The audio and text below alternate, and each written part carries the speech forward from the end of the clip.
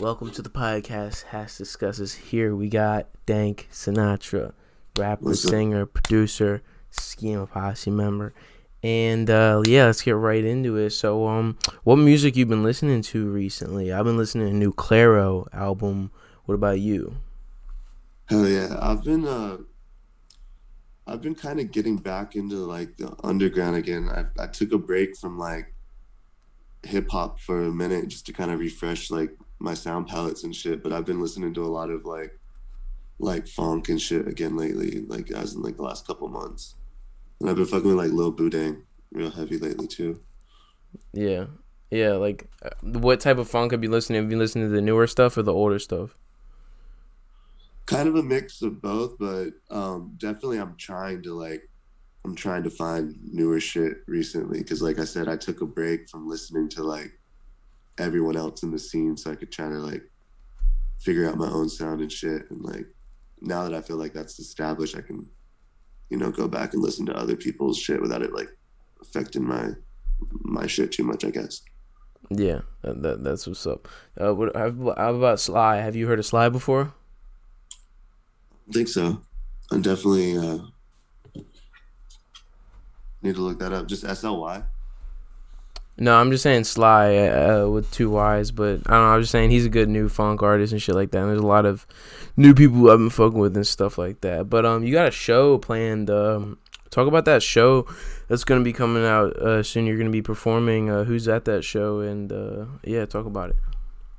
Hell yeah. So that's gonna be this Saturday. I got a show in Houston. It's for like a CBD like hemp kind of company. They're like launching some products, so we're gonna pull up to that. It's gonna be me and Gia, Worst Nightmare, Cam Carbine's gonna be there. He's super sick DJ. Um, it's gonna be a good time. I play in Houston pretty frequently. That's honestly probably where like my most consistent fan base is. I fuck with them heavy out there, so it's gonna be some fucking good energy. Yeah. So you're based out of Texas. Like, where in Texas are you based out of? I stay in Austin.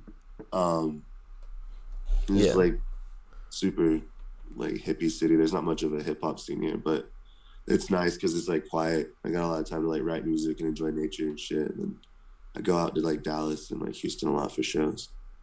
Yeah. Austin has been getting pretty popular lately. I don't know if you get what I mean. Yeah, yeah, definitely. Everyone's fucking moving here, dude. Fucking, It's gonna become LA soon. I don't know. Could be wrong, but it feels like it. I fucking rent is crazy here already. I in what stay way? well, I stay like in LA for like a good part of the year, just like working with people and shit. And when I first moved to Austin, like 7 or 8 years ago, rent was probably like a quarter of what it would cost in LA. And now it's probably like a third. Like it's like right below. Yeah. LA's nuts. Like I don't know how people do it. You know what I mean? Like pay to live like live there. I don't know.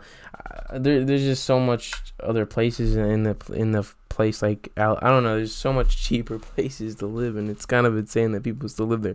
But there is benefits. You know, the industry, this, that, and the Yeah. third. And I don't know, but motherfuckers don't get. You can just fly to LA though. You can like live somewhere cheaper and then like buy as many plane tickets as you want to LA. Like yeah, like I feel like Cali was the wait. What did the weekend say? He was like visit every day. Like we split life living. He goes back and forth the weekend. You know what I'm saying? I would advise anyone that can do that to do that instead of move to LA because you're just gonna go out there and like fucking blow your wad and burn out. Honestly, like unless you're like super established, it's not really worth like just moving out there. Yeah, and there's always people that go out there to pursue a creative field. They don't think about it in terms of how to develop a skill. They think about it in terms of like how to meet people, and that's really it. Yeah, that's just my perception of really what goes down and the way everyone talks about it. Do you get what I mean? Oh yeah, it's just like one big like networking thing. It's not like it's not like you go out to LA and all of a sudden like all the musicians in LA are like, like so much like on like a next level, like versus like someone I would like fuck with here in Austin. Yeah. But it's really just the people and like everyone that has like, quote unquote clout is like congregated in one place. So it really is just the networking that's like the upside to LA. Everything else is you can get anywhere else. Yeah. How'd the show get set up though? And is it about like donating to CBD or something like that? Like, what do you mean by that? Is it like to fund a CBD thing, or is it like a charity event? Like, what do you mean by that? I believe it's for charity. I just got booked for it like a couple days ago, honestly. So I don't know like a ton of details, but I know it's for a company that produces like CBD and like hemp products here in Texas. And I think it's a product launch. I think they're launching something new, and it's like a little party kind of event. That's what's up. That sounds exciting. That sounds dope, bro. But so you've been in the game for a while, and you've been in the underground and all that, and how'd you get in the Schema Posse? That's a real good question. I want to get past because that's a real interesting topic to me. For sure. So it was like 2014, 2015, and Jay had heard like a snippet of my song "Winning." The video hadn't even been released yet or anything, and he hit me up on SoundCloud, and we just chopped it up, and I joined, and then probably like a couple months later, everything like imploded. But with the whole like Ghostman and Peep thing, and then we dropped like one tape, I think, and then there was kind of like a little hiatus before we had like the recent comeback. But yeah, I've been fucking with Schema the long way forever. It was just kind of like a destiny, I guess, that he happened upon the snippet, because like I never drop snippets, like barely even on like my Instagram or whatever, but like I never drop snippets on SoundCloud or anything like that. But that was the one song I put a snippet on one time, and he heard it for some reason and hit me up. That's what's up. That's dope, bro. And like you're right though. It has made a comeback. You know what I mean? I didn't really get into Schema until now, to be honest. Until like a good almost a year ago. I didn't get into it until now, but I was always aware of it. I was aware of the people involved in stuff like that. And seems like you've been putting out some new music and stuff like that. But I gotta ask you though. I gotta ask you a really serious question. Who is dadpose? So that's like my indie alter ego, I guess. It's not even like a different persona, but just like I don't know. It's so drastically different than my Dank music that I had to like put a different name on it. But it's some weird like psychedelic influence shit for sure. Yeah, like I really fuck with it. I really fuck with that. Like I don't really like listen to hyperpop like that, but for some reason that dadpose. How do you say it? Yeah, it's dadpose. All right. Yeah. For some reason, I liked your take on hyperpop and all the other stuff, and the aesthetic too. The weird. I love the aesthetic that you're bringing to it, and I have a thing that my friend told me that I think you might agree with is BPMs are gonna get faster, and hyperpops are the future. Do you agree with that? Yeah, I definitely do, because it's like the natural progression of music. Like if you like go back like 10 years to when like emo was transitioning to scene music, it's basically the same genre, but it got faster and brighter and more colorful and like neon. And that's the same thing where like emo rap's going into hyperpop. It's just the transition from emo to scene, like all over again, basically. Yeah, and like comparing rap to rock is like one of the most funnest things for me to do, and I more so compare rap to certain types of rap to punk, like because punk used to be really political before it became this sort of cigarette smoking aesthetic, and this sort of pale cigarette smoking aesthetic. No offense to anybody involved in that type of stuff, but it used to be very political. You get what I mean? punk Mm-hmm. music, like Sex Pistols and Dead Kennedys, which are my favorite punk band. Dead Kennedys, and you get what I mean? Yeah. I love, bro. I fucking Dead Kennedy's "Viva Las Vegas" cover is like, for some reason, one of my all-time favorite songs. Is super weird, random song to like so much, but I fuck that shit so heavy. Yeah, bro. Like that one.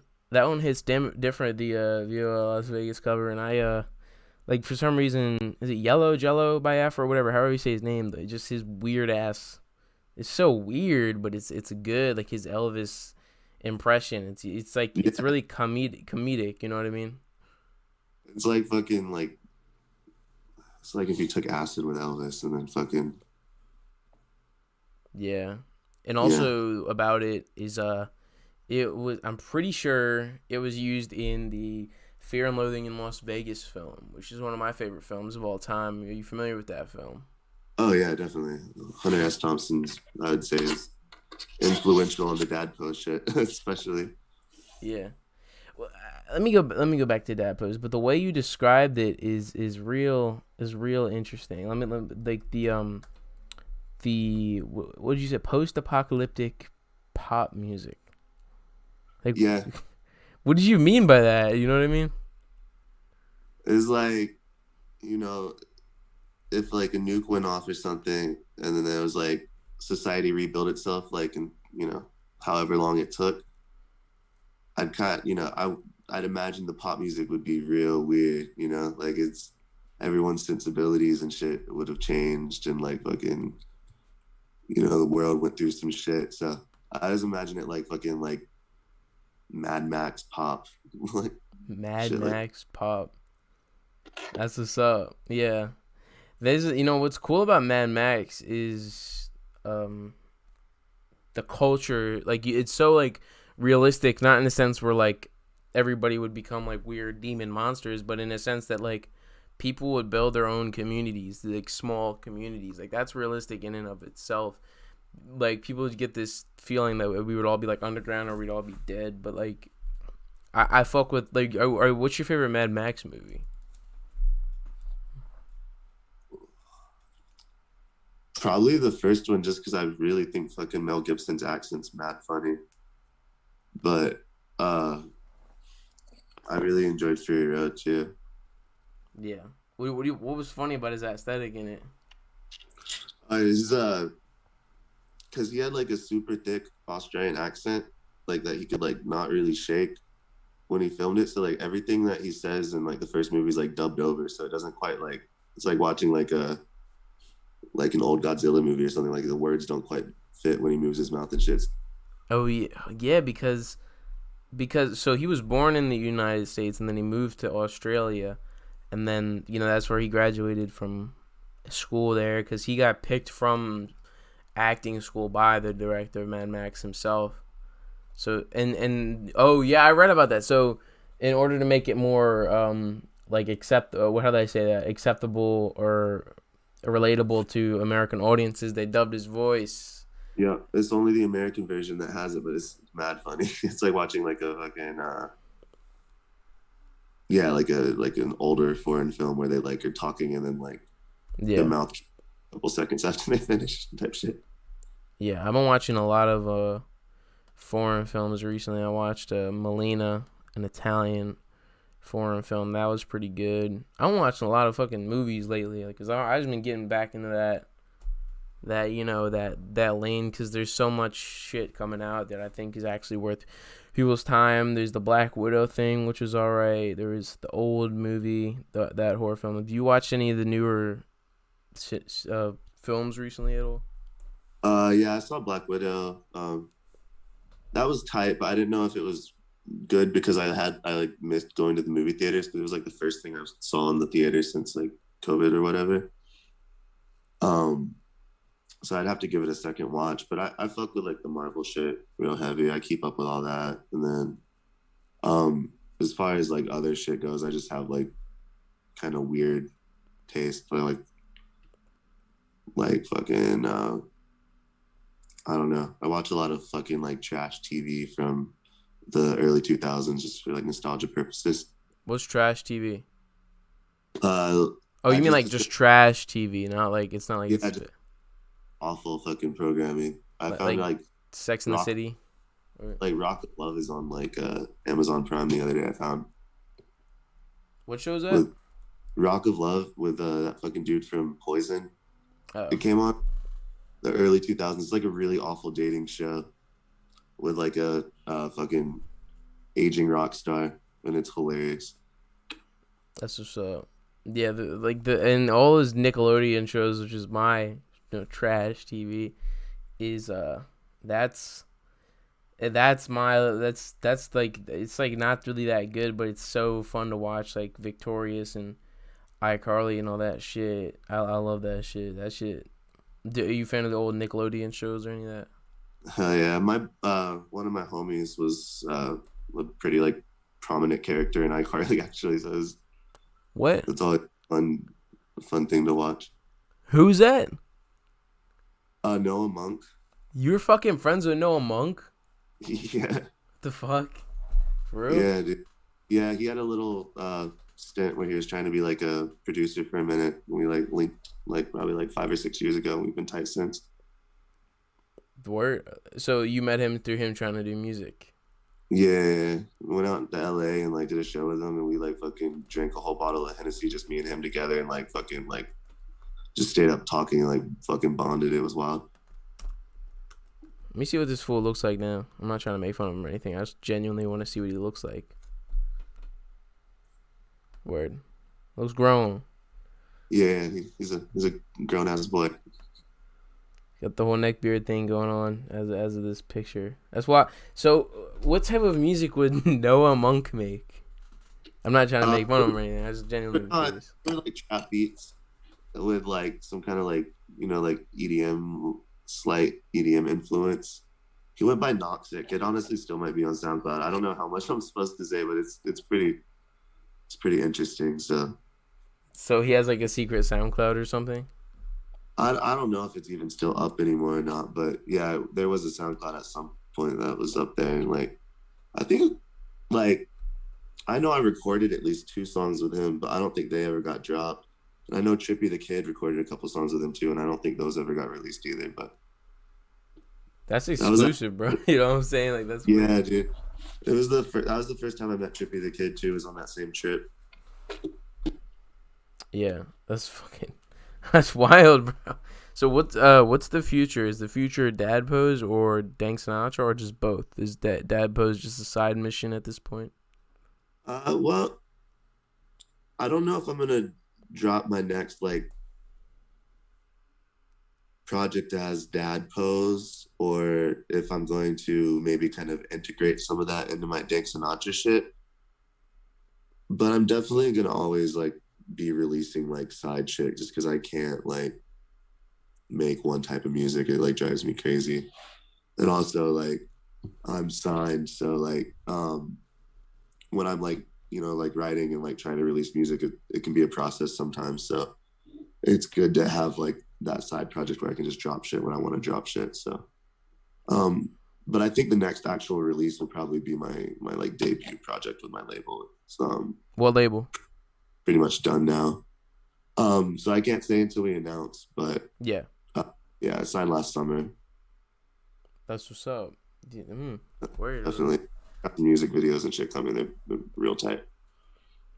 That's just dope, bro. And what I would say to any like up and coming artist is like get like if you're a producer, an artist, or whatever, you're a vocalist, whatever, fuck around. Like try some different shit. You might make a 10-minute ambient track. You know what I mean? And then one day you'll make a funk track. You know what I mean? Like that's good. That's healthy. You know what I mean? And it'll like, it's good to be that person that kind of like pushes other people like creatively too. Cause like, I may not have like the most like, like followers or whatever, but like I like work with like a lot of like big artists and shit. And it's cause like I'll get in the studio and like, I'll bring some beats that are like, I know you sound like this normally, but like, what if we try like this shit? And like, I try to like push people's limits, like creatively. And like, I feel like when people work with me, they like get something out of their sound that they don't normally get. And like, that's why I'm able to like stay relevant in the music industry. So, Yeah. I mean, you work with fucking Peep and Fat Nick, but like, and just so many other people. I mean, you got a whole. I mean, Cisco, but Cisco, that he's fire. He's fucking amazing. Or like people and like people know me for like that, like the rap shit too. But like I'm on like Lund's album, Blackbird, and like I'm on like 4 songs of like Baby No Money, and like I've tried to dabble in like like the pop rap shit and like the SoundCloud shit and like like the emo shit. I just try to keep my hands in everything because I really just enjoy making music. So you more like when it comes to collaborating with bigger artists, you more so do production for like when it comes to working with a lot of bigger artists. Is that what you're saying? Yeah, and I can't like say who, but like I do a lot of writing for people as well. But like feature wise, yeah, it's like the song with Pete, Fat Nick, however many songs I've featured on with Baby No Money and like Lund. And I think that's like the biggest features I've had. But I've worked on some stuff that I think a lot of people have probably heard that they would be surprised. Yeah. I think it's good to like if you're in a music group, if you're making music, is collaborate, like not collaborate, but like get people to like that write good music. Like I'm saying, it's good to fuck with writers and stuff like that, but a lot of people in the underground, cause I'm like lower, I'm like the lowest tier of underground in terms of my music that I make, and what I've been trying to get these people that are really like, oh man, I gotta write everything on my own. I'm getting them to work with writers and stuff like that because you gotta fucking structure shit. But for some reason, some people have a block where they can't like work with anybody. You know what I mean? I think it's good to remove that. Yeah, I agree. I would love to work with more, rappers too. But like you said, it's like that. I work with probably like 5% rappers and like 95% like indie and like pop artists. A lot of hyper pop people and stuff. Yeah, and example of your indie pop music type of stuff is the Coffee and Cigarettes track, which is one of my favorite songs by you.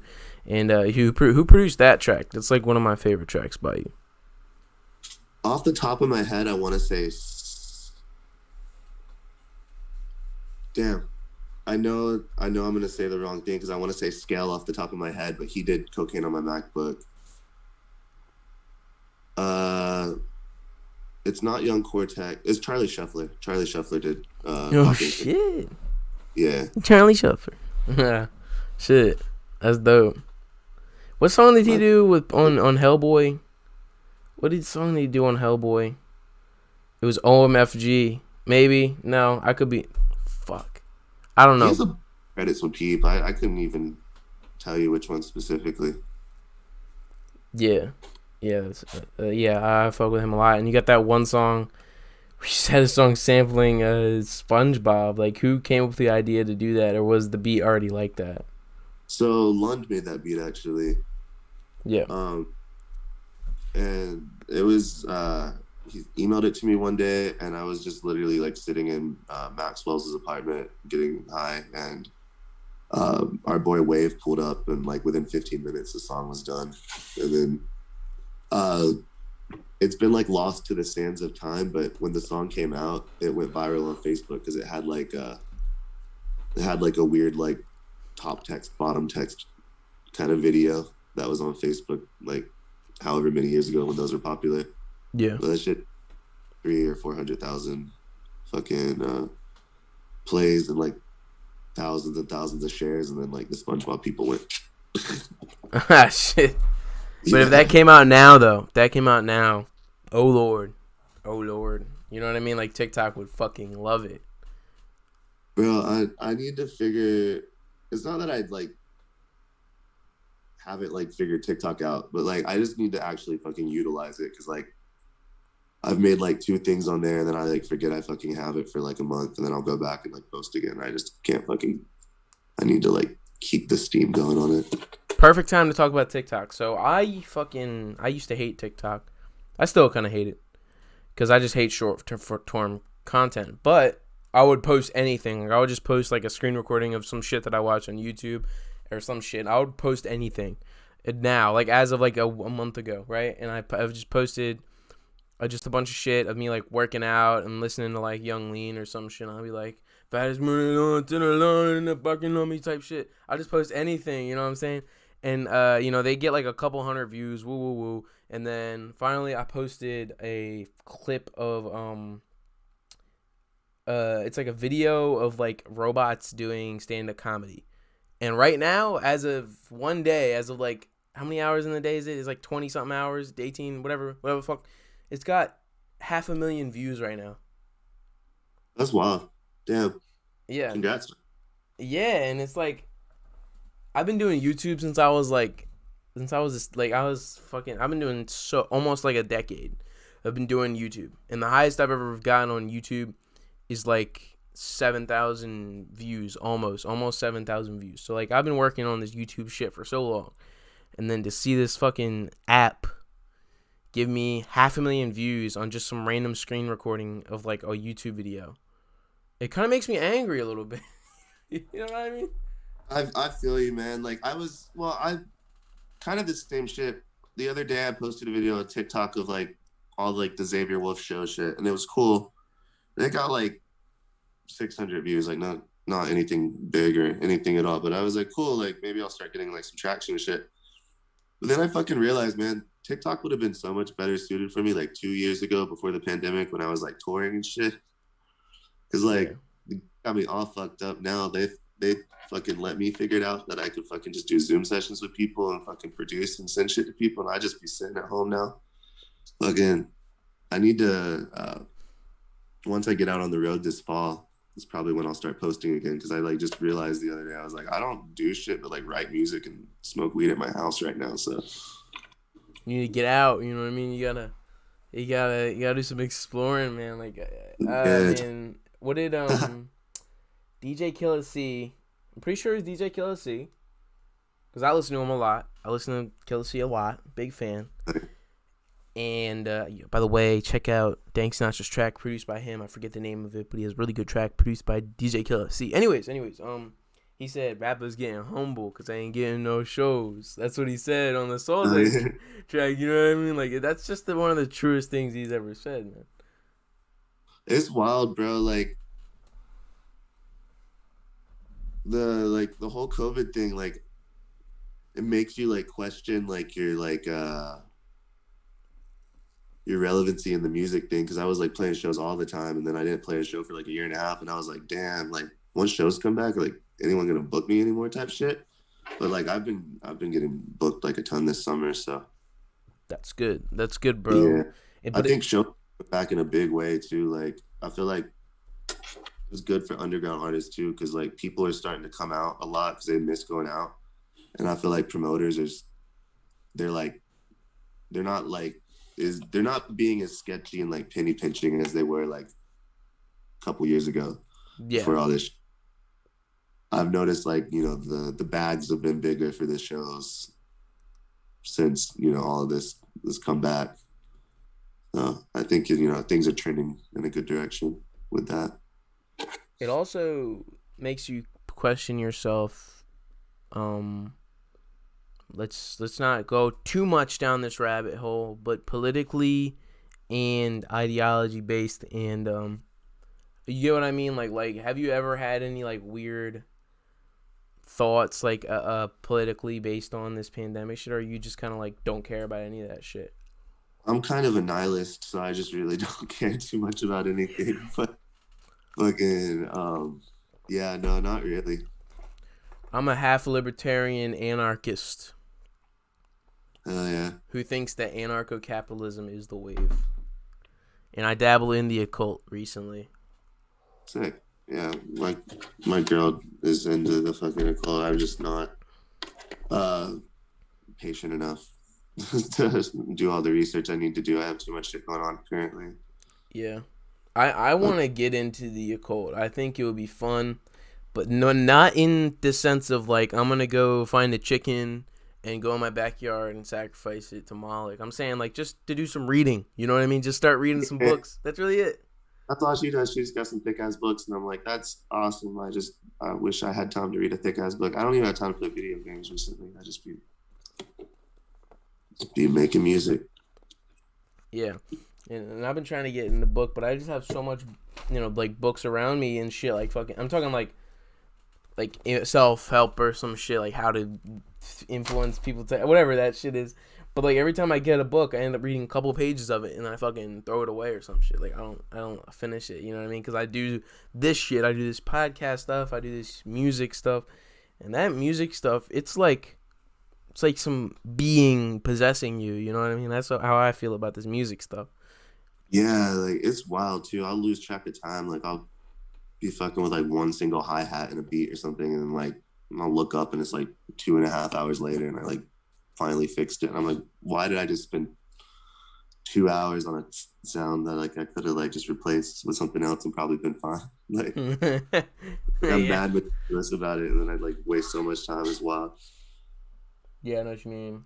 Like, and it's just like, and it's like you never know what's gonna happen too, like, or what's it's gonna sound like. Even when you press the play button and you've organized everything, it could sound like fucking garbage. Even though you look at the pattern, or whatever software you use, you look at the pattern, you're like, oh, it's gonna sound like that, right? And you hit play, and you're like, oh shit, fuck. I what? Oh, I'm sorry. The worst is like when you fucking like take a break because you think you're just like your ears are just like burnt out or whatever, and you're like, oh, this sounds like shit because I've like been listening to it over and over again, and you come back and it still sounds like shit. And you're like, ah. Yeah, I know what you mean. But yeah, and I don't know, man. I've been dabbling in a lot of weird shit with my creativity and music, and I've been starting to go on some cloud like some cloud rap type of shit. I've been getting into that, and what I ended up doing recently is I reverse sampled "The Morning" by The Weeknd. Oh, that's sick. Yeah, and it sounded so good, and oh man, I don't know. I really want to push this song and shit like that. Like, are you a fan of like that cloud rap shit? I assume you are.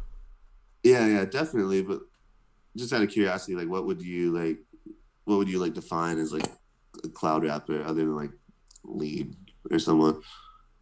Like just like doing a lot of weird vocal samples of a lot of shit, not like acapella based, but like the female or high pitched singers and like reverse sampling them and using like sort of 80s style percussion, I guess.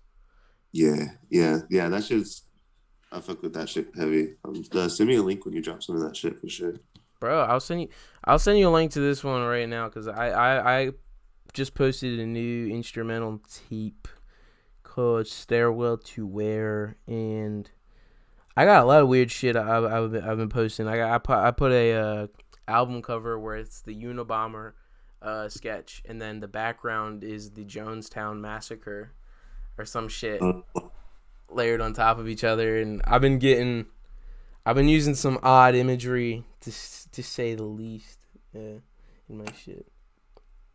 But I'm gonna send you a link right now and stuff like that. But yeah, are you a fan of The Weeknd? yeah, I listen to really like everything, but I really like pop music just for like how much work goes into it. Like there's like a room with like 12 people in it every time like a fucking pop song gets made, and they're Yeah. like I don't know, they're super interesting to watch like the whole process of like making one. So every time I hear one now, I'm like deconstructing it in my head and shit. Like, Yeah, and what's cool about pop is there's that really sort of uh, oh so constructed form where there's a bunch of shit going on, right? And there's the and then you got like that weird bedroom oriented, like that Pink Panthers, Claro, Girl in Red type of stuff. That's like such a minimalistic version of that, and I love how there's like such a contrast. Have you listened to like Pink Panthers or Claro or Girl in Red or any of what I'm talking about? yeah, I like Claro a lot. My girl's really into Claro too. That's a win. That's, Uh, I'm trying to think. There's someone very similar to Claro that I heard recently that I like fucking loved, and I can't remember their name right now, but hopefully it'll come back to me before this conversation's over. But yeah, I went through like a little like bedroom pop phase, like probably like a year and a half ago, 2 years ago. I was like super into that like stripped down kind of shit. Like, Yeah, it's so fucking. It's so. It's soothing. It's really soothing. It's very, and it's honest. A lot of it's really honest and straight to the point. Very quick tracks. Like Girl in Red. Like she's always rapping about.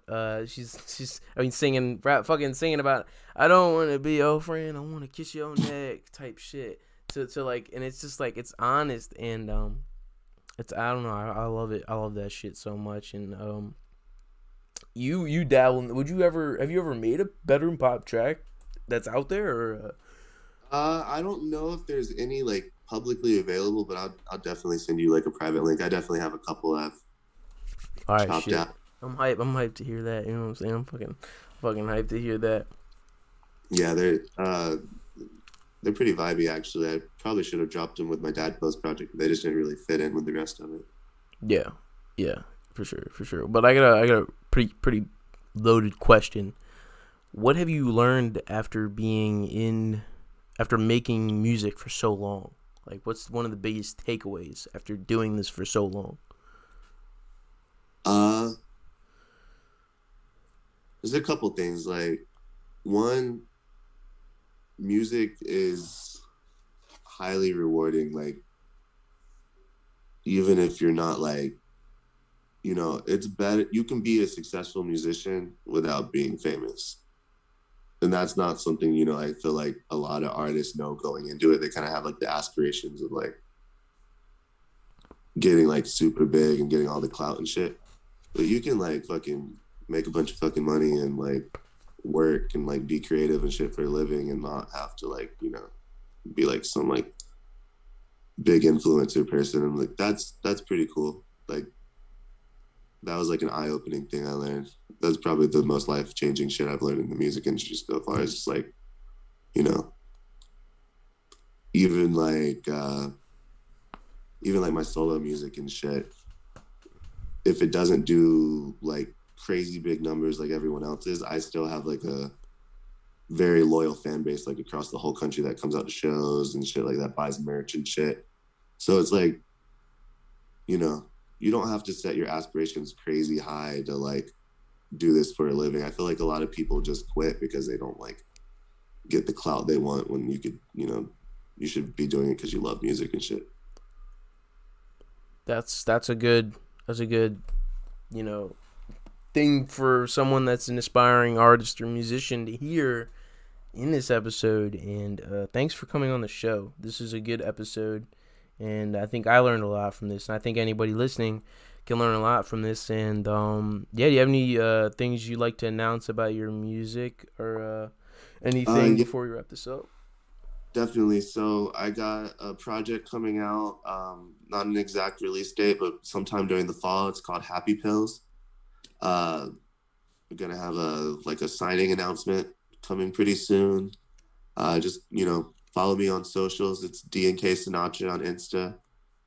If you search Dank Sinatra with a $sign anywhere else, I should come up. And just keep an eye out for my project because it's really cool. I got some features on there that are, sweet. I can say for sure one of them Simpra. That song is super sick. It's like I'm calling it hyper funk. It's like oh shit. Yeah, it's some weird shit. It's like 80s synths and some like hyper pop shit mixed with like some funk elements. So it's gonna be super sick, and I self-produced a lot of it, so I'm definitely excited for people to hear this project. Fucking A, man. Thank you for coming on the show. Link in the description to your stuff. And Hyperfunk, man. That's insane. All right, man. Having me, man. See ya.